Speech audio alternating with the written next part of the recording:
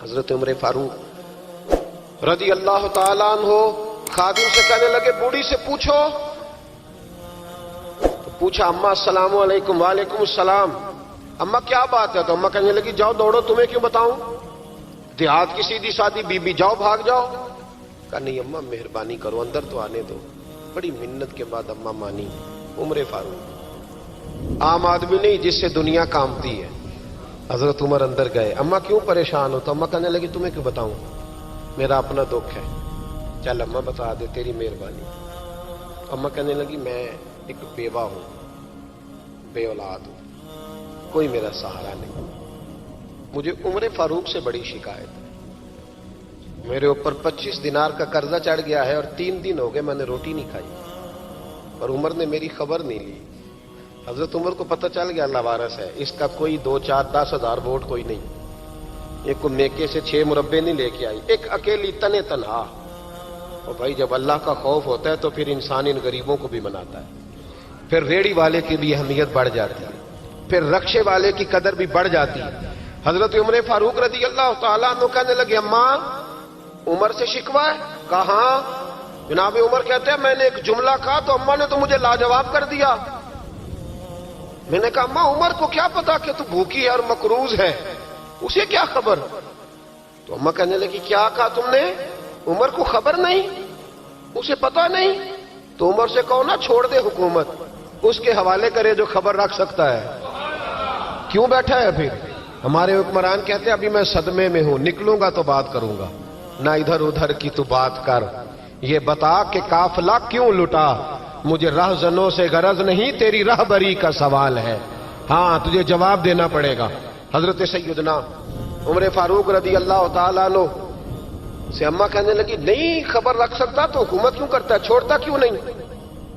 تو حضرت عمر کہتے ہیں میں کانپنے لگا. دوڑے گئے جناب عمر. میں نے کہا اس اماں کا 6000 ووٹ نہیں کہ اس کی قدر کی جائے.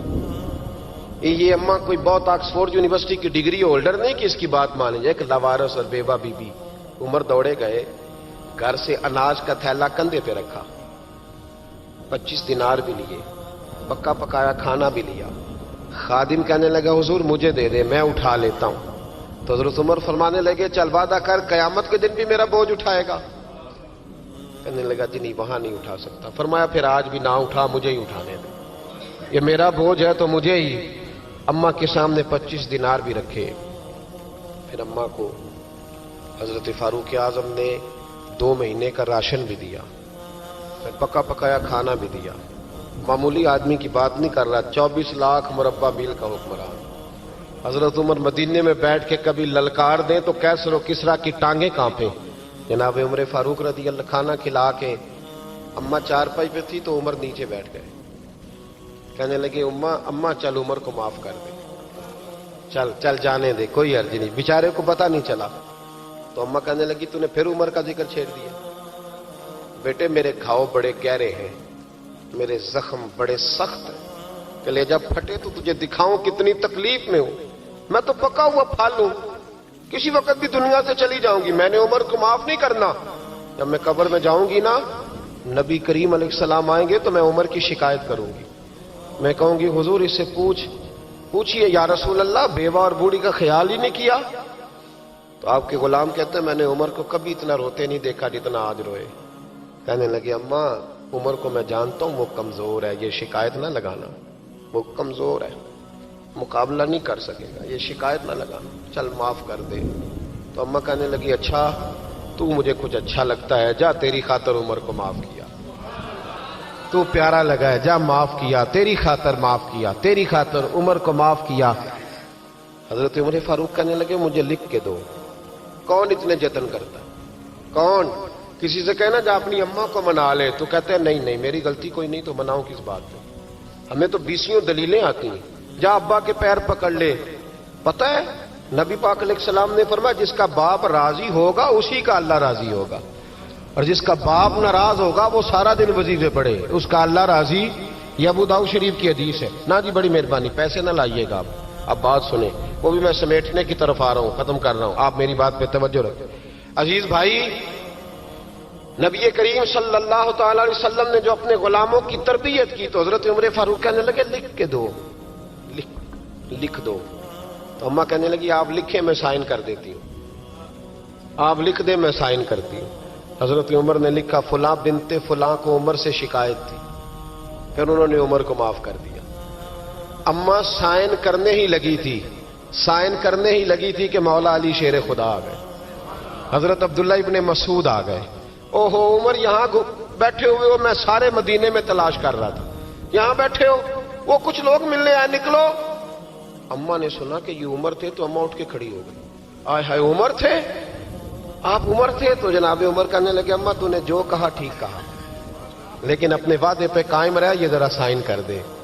अम्मा ने साइन किए तो हजरत उमर फारूक फरमाने लगे अली आ गए हो तो बतौर गवाह तुम भी दस्तखत कर दो।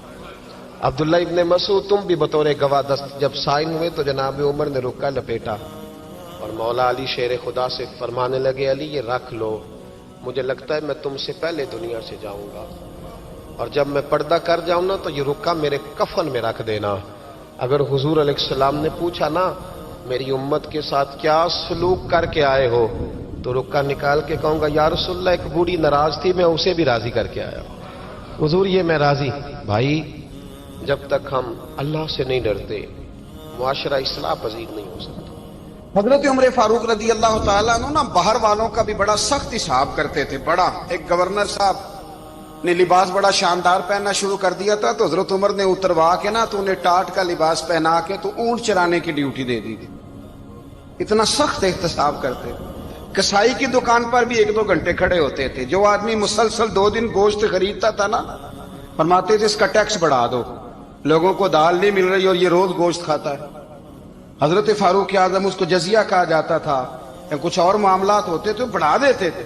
मुसलसल जो 2 दिन आदमी गोश्त खाता था फरमाते थे मदीने में गुर्बत है, अगर ये वाला निजाम तुम करोगे तो गरीब लोग किसकी तरफ देखेंगे। लेकिन उससे ज्यादा बढ़कर जो उनकी जिंदगी का म्यार और स्टेटस था वो ये था कि अपने घर का खास ख्याल रखते, खास तवज्जो करते।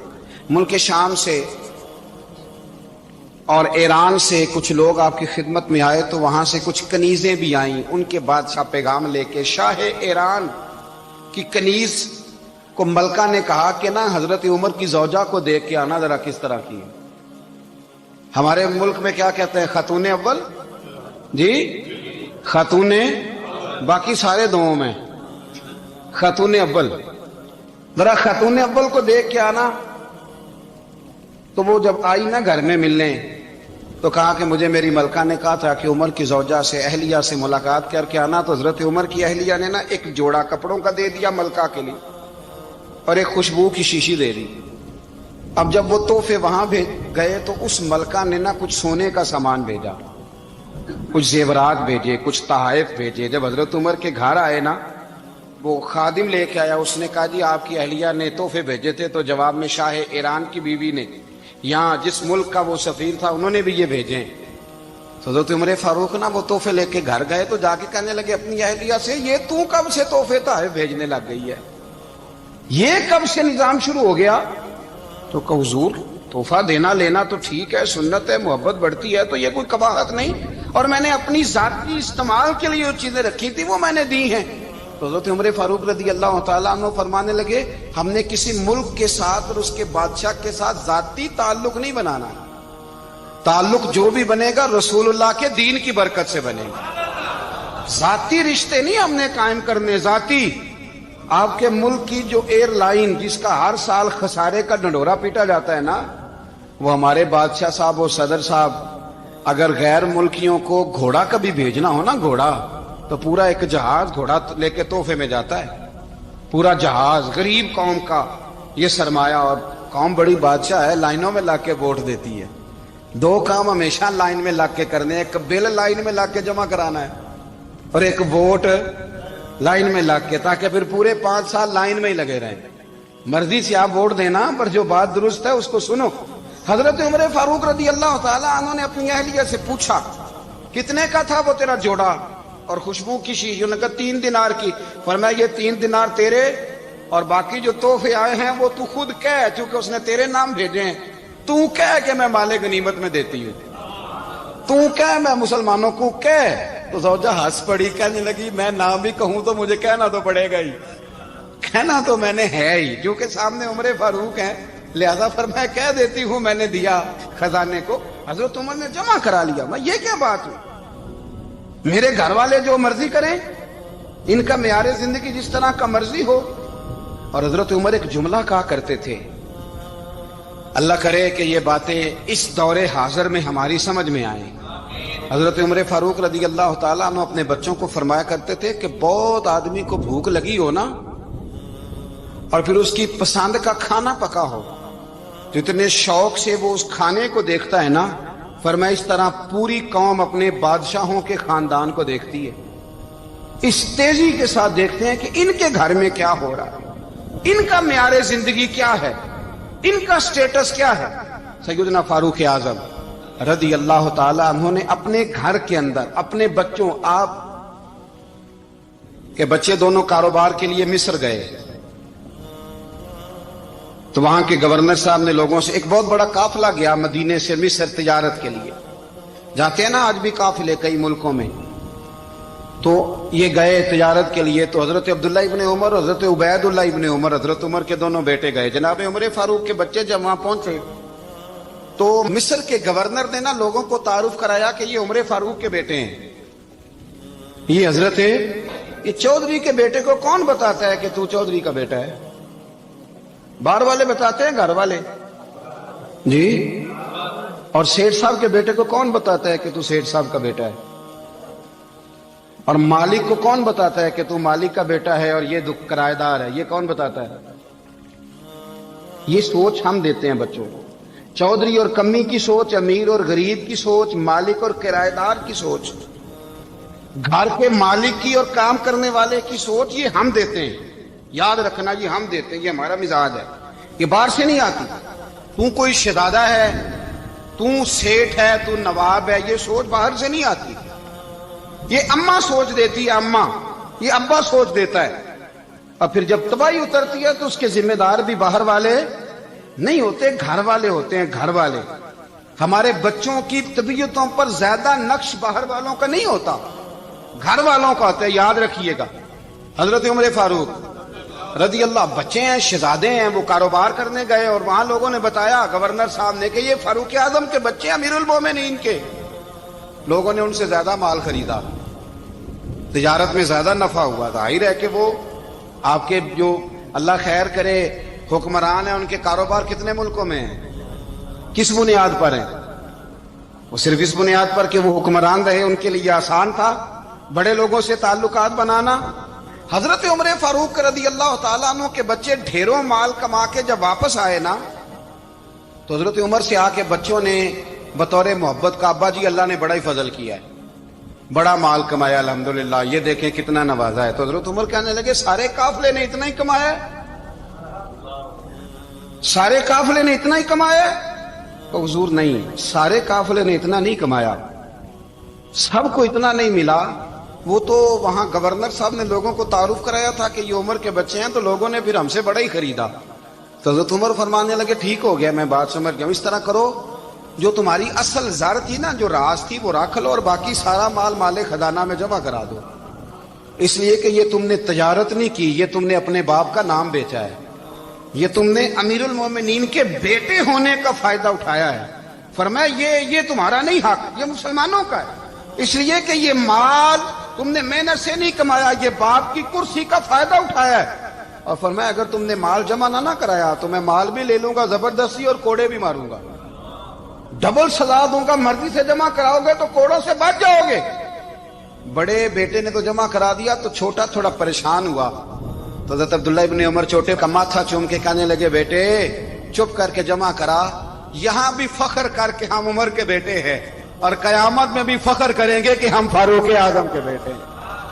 یہاں بھی ناز کریں گے اور وہاں بھی ناز کریں گے کہ عمر کے بچے ہیں. ہمارے باپ نے خود بھی حلال ہی کھایا ہے, اور جب ہماری کمانے کی باری آئی ہے تو ہمیں حکم بھی حلال کھانے کا دیا. بھائی ہمارا مزاج نہیں. بچہ جب لے کے آتا ہے 2 لاکھ روپیہ تو کبھی پوچھا کہاں سے آیا ہے؟ جب وہ پہلے دن غلط دوستوں کے پاس جا کے بیٹھتا ہے تو کبھی نکالا ہے گھر سے اسے؟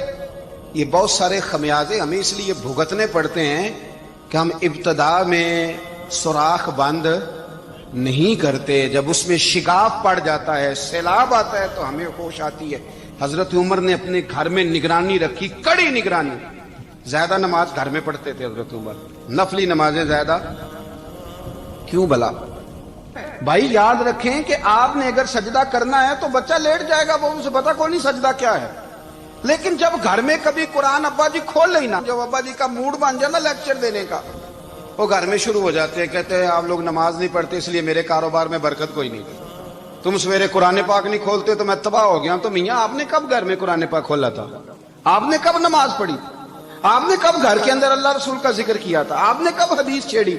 آپ نے بھی تو گھر کے اندر جب بھی آپ آئے ہیں تو آپ نے وہی کچھ کیا جو دنیا دار کرتے ہیں۔ آپ بھی تو اپنا موبائل لے کے الگ کونے میں بیٹھ گئے۔ آپ نے بھی تو کہا ہے کہ اب تمہارے چینل ختم، اب میری مرضی والا چلے گا۔ تو جو آپ نے کیا ہے بچے بھی وہی کام کریں گے۔ آپ نے بھی گپ شپ لگائی ہے تو وہ بھی لگا رہے ہیں۔ یہ سمجھ لیں جو کام آپ کریں گے آپ اپنے بچوں کی سیرت میں اس کا جلوہ دیکھ لیں گے۔ بڑی پکی سی بات ہے کہ آپ کو بچے کی عادتیں دیکھ کے سمجھ آ جائے گی کہ میں بھی یہی کرتا تھا اور یہ بھی۔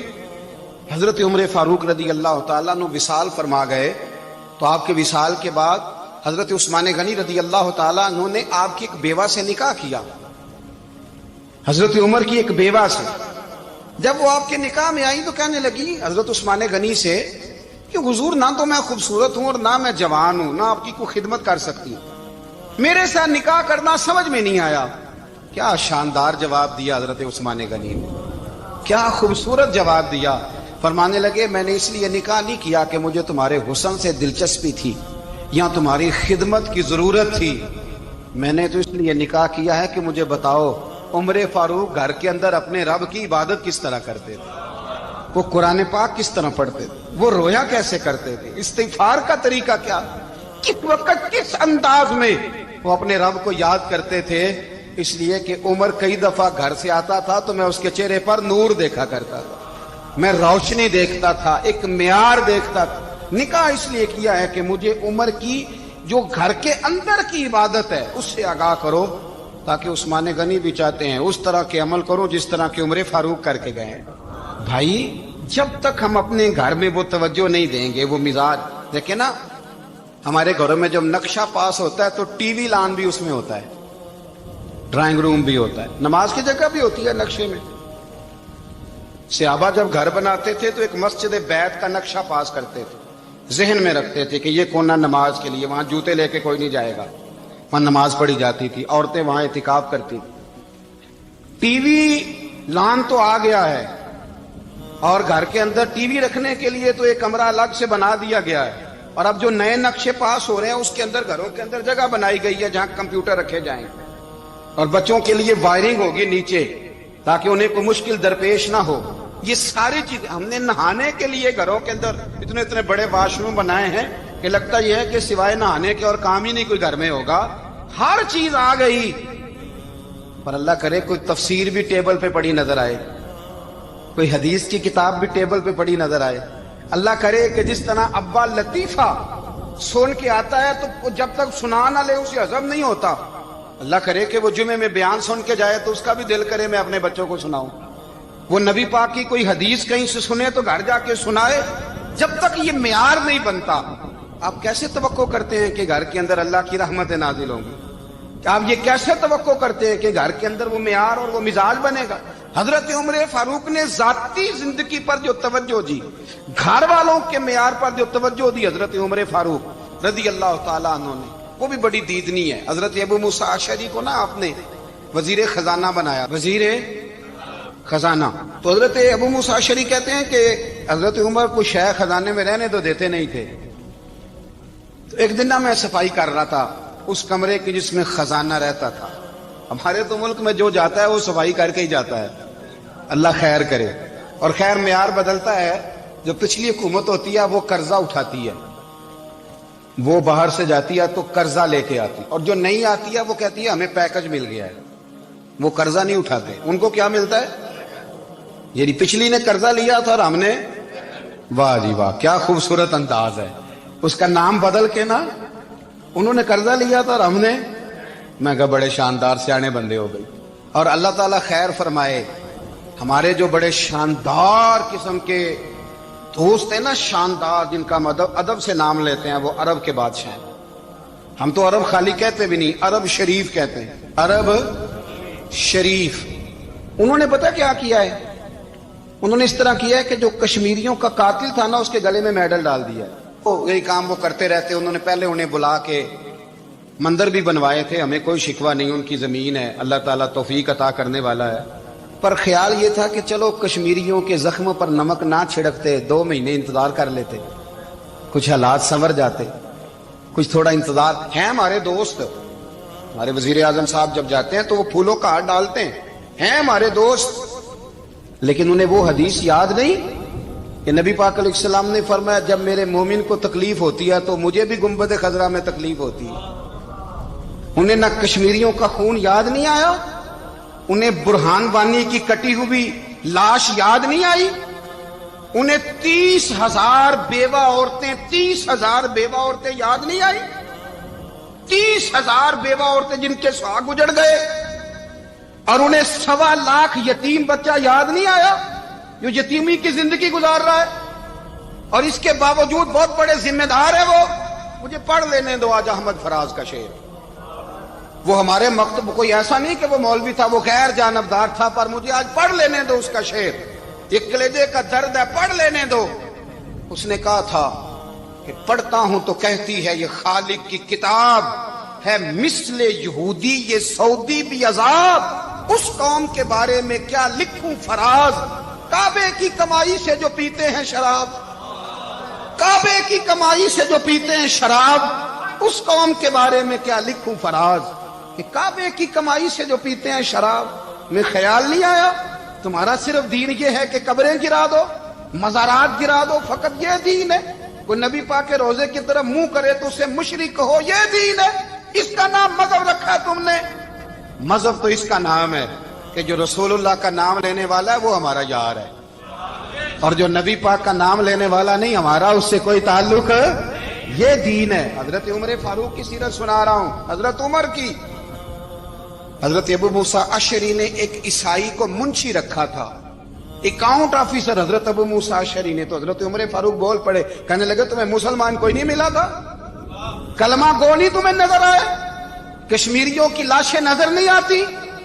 ان کا خون بہ رہا ہے، تباہی اتر رہی ہے، اور تم قاتل کو گولڈ میڈل پہنا رہے ہو؟ اور یاد رکھنا، جب مسلمانوں کی بچیاں روندی جاتی ہوں نا تو پھر اسلام امن کا درس نہیں دیتا، پھر اسلام جہاد کی بات کرتا ہے، پھر اسلام جہاد کی بات کرتا ہے، جہاد کی۔ وہ قومیں غیرت مند نہیں ہوتی کہ جن کے گھروں میں آگ لگی ہو اور وہ غیروں کو ہار پہناتی پھرے۔ اللہ کا کچھ خوف کرو، زندگی مختصر ہے، دبئی میں کتنے رہے اور کتنے چلے گئے، خدا را کچھ، خدا تم سے اچھے تو وہ نیو یارک کے رائٹر ہیں جو کم از کم اپنے کالموں میں کشمیر کی بات کرتے ہیں، تم سے اچھا برطانیہ کا وہ شخص ہے جو کم از کم BBC لندن پہ رپورٹ جاری کرتا ہے تو کہتا ہے کشمیر پہ ظلم ہو رہا ہے، تم سے تو وہ اچھے رہ گئے۔ تم نے بات کرنا تو دور کی بات، تم نے دشمنوں کے گلے میں ہار پہنانے شروع کر دیے۔ کل جب پوچھیں گے بلا کے تم کو اپنے سامنے، کیا جواب جرم دو گے تم خدا کے سامنے؟ بڑی تکلیف ہوئی، بڑی تکلیف ہوئی۔ وہ نا منصور حلاج کو پھانسی دی جا رہی تھی تو حضرت جنید بغدادی بھی آ کے دیکھنے لگے، تو منصور حلاج کہنے لگے بابا سارا زمانہ دیکھے پر تو نہ دیکھ، سارا زمانہ تماشا دیکھے انہیں تو پتہ کوئی نہیں نا، تو نہ دیکھ۔ عرب شریف والو، ٹرمپ اسے انعام دیتا تو تکلیف کوئی نہیں تھی، ملکہ وکٹوریا اسے انعام دیتی تو تکلیف کوئی نہیں تھی، پر تم تو نہ ایسا کرتے، تم تو اپنے تھے، تم تو کلمہ گو تھے، تم تو یہ ظلم نہ کرتے، تم تو یہ حرکت نہ کرتے۔ میں کہتا ہوں ٹھہر ہی جاتے، جانا نہیں دنیا سے، اللہ کے حضور حاضر نہیں ہونا۔ جب رسول اللہ قبر میں آئیں گے تو کیا جواب دو گے؟ خدا را، حضور نے فرمایا تھا گناہ روک نہیں سکتے تو دل میں ہی برا جان لو، ذالک اضعف الایمان، یہ کمزور ایمان ہے، کم از کم اتنی حد تک تو آ جاؤ، دشمن سے گلے تو نہ ملو۔ خدا را سمجھیں، ہمارا پہلا تعارف یہ ہے کہ ہم رسول اللہ کے غلام ہیں۔ اقبال نے کہا تھا وطن کا بت نہ بنانا، وطن کو بت نہ بنانا۔ اقبال کہنے لگے ان تازہ خداؤں میں بڑا سب سے وطن ہے، جو پیرہن اس کا ہے وہ مذہب کا کفن ہے، اس لیے کہ بازو تیرا توحید کی قوت سے قوی ہے۔ اسلام تیرا دیس ہے، اسلام تیرا دیس ہے، کیونکہ تو مصطفی ہے، تو نبی پاک والا ہے، مصطفیٰ والا۔ اسلام تیرا دیس ہے، تو مصطفی ہے۔ امریکہ میں جو مسلمان رہتا ہے ہمارا بھائی ہے، اور پاکستان میں جو مرزائی رہتا ہے اس سے ہمارا کوئی تعلق نہیں ہے۔ حضرت عثمان غنی نے اپنے چچا کے بیٹے سے کہا تھا کہ تو کلمہ نہیں پڑھتا تو تیرا میرا رشتہ کوئی نہیں۔ بلال حبش سے آیا ہے پر میرے نبی کا غلام ہے تو سگے بھائیوں سے بھی آگے ہے۔ ہزاروں قومیں وجود میں آئیں دہر میں خشک و تر کے رشتے سے، پر ہم نے بنیاد دوستی رکھی یاد خیر البشر کے رشتے سے۔ اپنی ملت پر قیاس اقوام مغرب سے نہ کر، خاص ہے ترکیب میں قوم رسول ہاشم۔ کچھ خیال کرے، پہلا تعارف دین ہے، اگر دین نہیں تو پھر کسی وطن کی کوئی ضرورت۔ اس لیے کہ پاکستان کا تصور اقبال نے پیش کیا نا، تو اقبال کہنے لگے ان تازہ خداؤں میں بڑا سب سے وطن ہے جس کو تم بت بنا کے پوجتے ہو۔ ہمارا وطن تو ہمیں جان سے زیادہ پیارا ہے، پر پہلے پاکستان نہیں، پہلے اسلام، پہلے اسلام تیرا دیس ہے، تو مصطفی ہے۔ تو آمدام برسر مطلب حضرت عمر فاروق رضی اللہ تعالی عنہ۔ حضرت سیدنا ابو موسیٰ اشعری کہتے ہیں کہ میں نے نا صفائی کی، مال غنیمت کی میں نے صفائی کی، تو ایک دینار مجھے نا کہیں پڑا ہوا مل گیا، تو فرماتے ہمیں اجازت ہوتی تھی کہ ایک آدھ دینار ہم اپنی مرضی سے کہیں خرچ کر سکتے۔ تو حضرت عمر کے بیٹا گزر رہا تھا، تو حضرت ابو موسیٰ اشعری کہتے ہیں میں نے صفائی کی تو ایک دینار نکلا، تو میں نے وہ ایک دینار نا حضرت عمر کے بیٹے کو دے دیا۔ میں نے کہا لو بیٹا اپنے چچا کی طرف سے تحفہ۔ تو گھر جا کے انہوں نے حضرت عمر کو بتایا کہ چچا نے پیسے دیے ہیں، چھوٹے بچے تھے۔ حضرت عمر نے حضرت ابو موسیٰ اشعری کو بلا لیا اور بلا کے فرمانے لگے میں تو تمہیں اپنا دوست جانتا تھا اور تو نے میری اولاد کو ہی دنیا دار بنانا شروع کر دیا، میرے بچوں کو ہی تم نے دنیا دار پیسوں پہ لگانا شروع کر دیا، میں تو تمہیں یار سمجھتا تھا۔ فرمایا تمہیں چاہیے تھا میرے بیٹے کو نصیحت کرتے کہ بیٹا پیسوں سے رب راضی نہیں ہوتا، اس کی رضا والے کام کیے جائیں تو رب راضی ہوتا ہے۔ اور فرمایا تمہیں کوئی اور گھر نہیں ملا تھا تباہ کرنے کے لیے، میرا ہی گھر ملا تھا، اٹھاؤ اپنا دینار اور خبردار آج کے بعد میرے بچوں کے ساتھ یہ والی نیکی نہ کرنا۔ اور ہمارا کیا سٹیٹس ہے، دوستی ہے یہ اس سے جو تحفے زیادہ دے، جو بچوں کو خراب کرنے میں مدد زیادہ کرے اس کے ساتھ یہ رہنا۔ حضرت عمر نے گھر پہ اور سب سے بڑھ کر اپنی ذات پہ توجہ کی۔ حضرت ابو مالک رضی اللہ تعالیٰ عنہ کہتے ہیں میں عمر کے پیچھے پیچھے ایک باغ میں گیا، اکثر اس باغ میں جایا کرتے تھے، اور عمر جا کے نا تو درخت کے نیچے بیٹھ گئے اور فرمانے لگے او امیر المومنین اللہ سے ڈر جا، ورنہ جس رب نے حکومت دی ہے وہ عذاب بھی بڑا دے گا، ڈر جا رب سے۔ کبھی ساری زندگی حضرت عمر نے اپنا کوئی تعارف نہیں کرایا، کبھی نہیں۔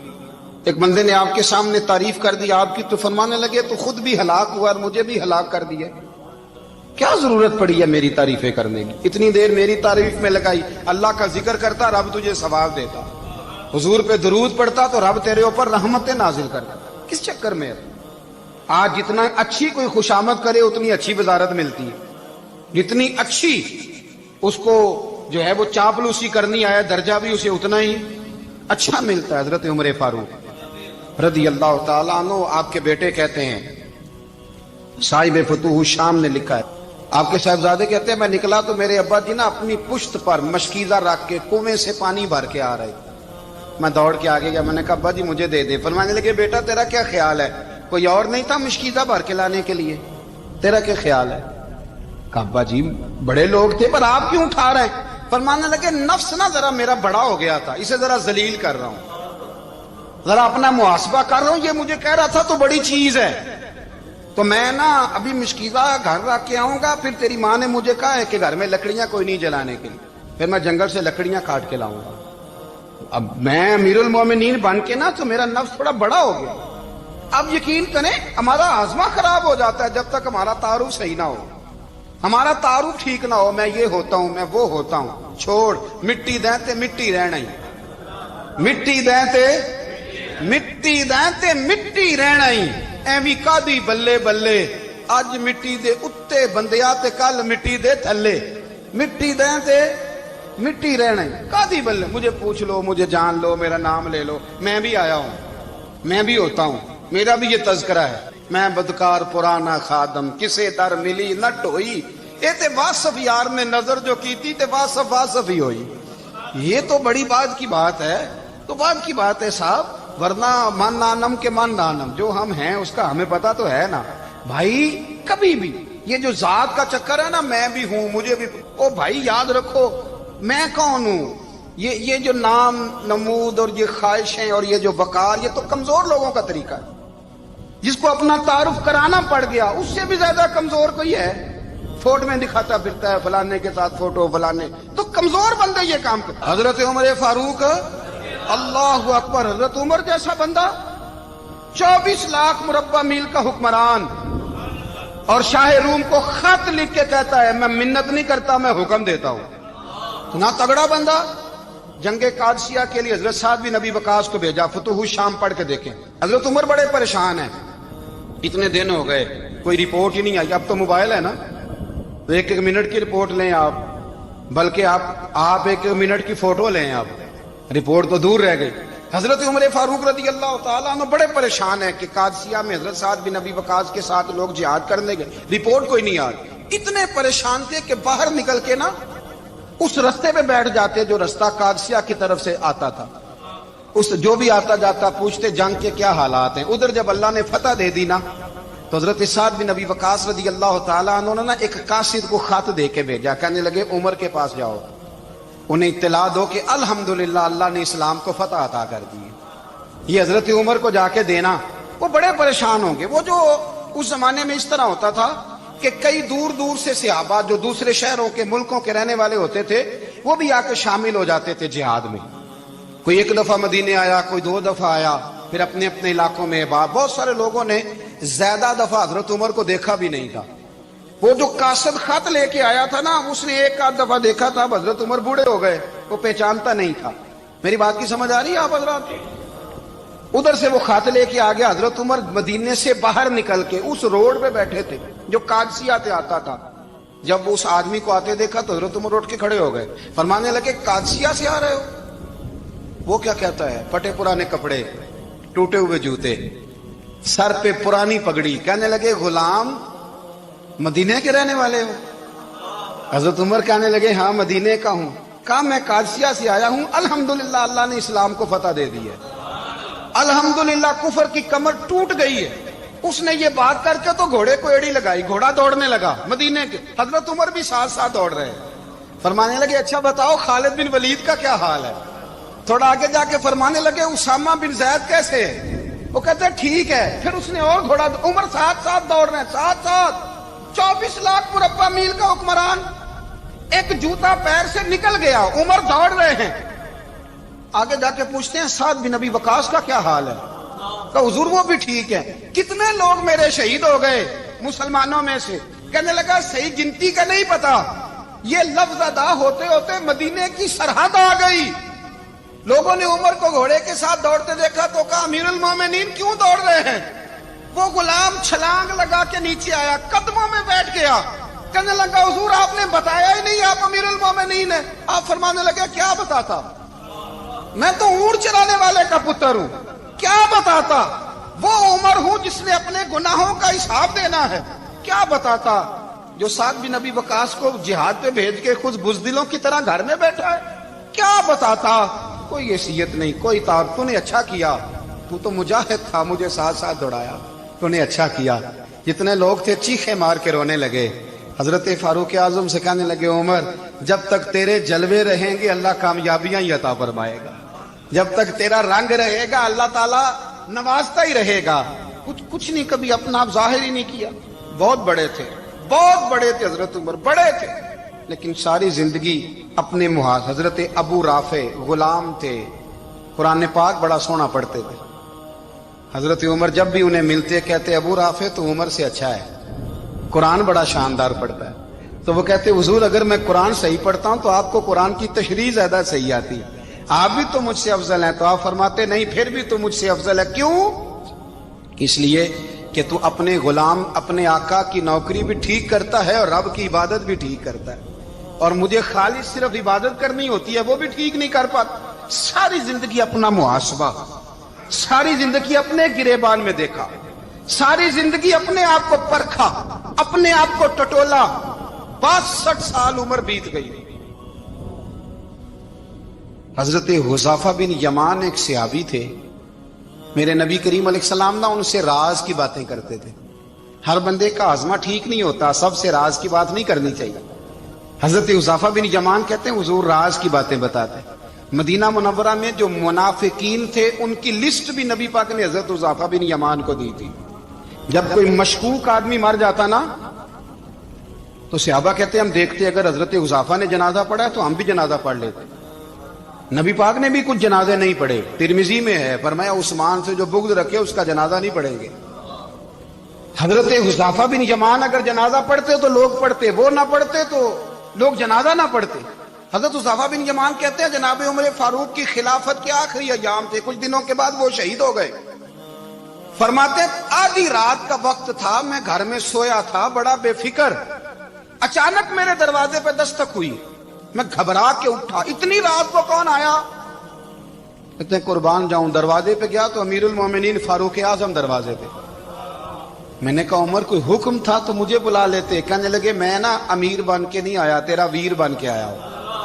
امیر المومنین کی حیثیت سے سرکاری کام سے بلاتا تو وہاں بلاتا، مجھے ایک ذاتی کام پڑ گیا. کہتے میں نے عمر کو گھر کی اندر بلا کے چارپائی پہ بٹھایا. میں نے کہا حضور میں غریب آدمی ہوں، میں کیا آپ کے کام آ سکتا ہوں؟ تو کہتے ہیں انہوں نے نا مجھے ساتھ بٹھا لیا، پھر میرا ہاتھ پکڑ لیا. کہنے لگے تو عمر کو جانتا ہے؟ عمر جھوٹ نہیں بولتا. تو جانتا ہے؟ عمر وعدوں کا پکا ہے. کہا حضور جانتا ہوں. کہا میں اس وقت آیا ہوں جب دیکھ بھی کوئی نہیں رہا. حضرت حذیفہ بن یمان کہتے ہیں پریشان ہو گیا، حضور پہلیاں نہ بجھوائے، مہربانی کر بتائیں کدھر آئے ہیں. حضرت عمر فاروق فرمانے لگے 62 سال کا ہو گیا ہوں، 63واں چل رہا ہے، داڑھی سفید ہو گئی ہے، ال پک گیا، اٹھ فریدا ستیا، داڑھی آ گئی پور، اگا نیڑے آ گئی، پیچھا رہ گئی دور. اب قبر اشر کا معاملہ صاف نظر آنے لگا ہے. کہا حضور مجھ سے کیا چاہتے ہیں؟ حضرت عمر رو پڑے. کہنے لگے آج میں عشاء کے بعد نکلا ہوں تو نبی پاک کے صحابہ مجھے نیک کہہ رہے تھے، پھر میں نے بچوں کی ماں سے اور بچوں سے بھی پوچھا ہے، وہ بھی مجھ سے راضی ہیں. پر حذیفہ تیرے ساتھ نبی پاک راز کی باتیں کرتے تھے، سچ بتا کہیں عمر کا نام منافقوں میں شامل تو نہیں؟ سچ بتا ان منافقین میں تو شامل نہیں، کہیں اوپر سے تو نہیں سارا کچھ؟ حضرت حذیفہ بن یمان کہتے ہیں میں باپ کے مرنے پہ اتنا نہیں رویا جتنا عمر کے سوال پہ رویا. میں قدموں میں بیٹھ گیا. میں نے کہا نہیں عمر یہ تو میں نے نہیں سنا، لیکن یہ میں نے نبی پاک سے ضرور سنا ہے کہ میرے بعد اگر کوئی نبی ہوتا تو عمر ابن خطاب ہوتا. یہ میں نے اپنے کانوں سے سنا ہے کہ عمر جس گلی سے گزرے شیطان رستہ بدل جاتا ہے. یہ میں نے اپنے کانوں سے سنا ہے کہ 950 سال حضرت جبریل جناب عمر کی شان بیان کریں تو پھر بھی بیان نہیں ہو سکتا. یہ میں نے ضرور سنا. دوستو ساری زندگی حضرت عمر نے اگر دوسروں کا محاسبہ کیا تو اپنا اور اپنے بچوں کا بھی کڑا خیال رکھا، اپنی ذات پر بڑی توجہ دی. جو لوگ اپنا بھول جاتے ہیں نا، ہمیں اپنی صحت کا بڑا خیال ہے لیکن اپنی روحانی زندگی کا کوئی خیال نہیں ہے، قلبی زندگی کا کوئی تصور نہیں ہے. آپ یقین کریں موٹا آدمی کمزور ہونے کے لیے جدوجہد کر رہا ہے، کمزور طاقتور ہونے کے لیے، لیکن جس کو کتنے دن بیت گئے اللہ رسول کی یاد میں رویا ہی نہیں، کتنے دن بیت گئے نہ سننے کو دل ہی نہیں چاہا، جسے مہینوں بیت گئے اور قرآن پاک کی طرف نظر ہی نہیں گئی، وہ فکر مند ہی نہیں. زندگی زندہ دلی کا نام ہے، مردہ دل کیا خاک جیا کرتے ہیں. بھائی حضرت عمر کی زندگی دور حاضر میں ہمیں یہ سبق دیتی ہے کہ کڑی نگرانی رکھو اپنے پودوں کی، کڑا خیال رکھو اپنے ذاتی باغ کا، اور یہ جو تمہارے دل کی دنیا ہے یہ تمہاری روح کی زندگی ہے، اس کا محاسبہ کرتے رہو. نبی کریم علیہ السلام نے فرمایا اپنا حساب خود کر لو قبل اس کے کہ تمہارا حساب کیا جائے. اپنا حساب بولیے، اپنا حساب. ہم ساری دنیا کا حساب کرتے پھرتے ہیں، کوئی کہاں سے کماتا ہے کہاں کھاتا ہے، پر اپنا حساب حضور نے فرمایا حساب کر لو قبل اس سے کہ تمہارا حساب مولا علی فرماتے ہیں نماز پڑھ لو قبل اس کے کہ تمہاری نماز پڑھی جائے، نماز پڑھ لو قبل اس کے کہ تمہاری، اپنا محاسبہ کریں، تھوڑا سا نا اوپر دائیں بائیں دیکھنے کی بجائے تھوڑی سی گردن جھکا کے نا، درویش کہتے ہیں برے بندے نو میں لبن ٹریا تے جگ تے ملیا نہ کوئی، اپنے اندر چاتی پائی تے میں تھوں برا نہ کوئی، تھوڑی سی نا تھوڑی سی اپنی طرف توجہ دیں۔ ہم نا بے چین وقت گزار رہے ہیں، بے قرار ہیں، بے سکون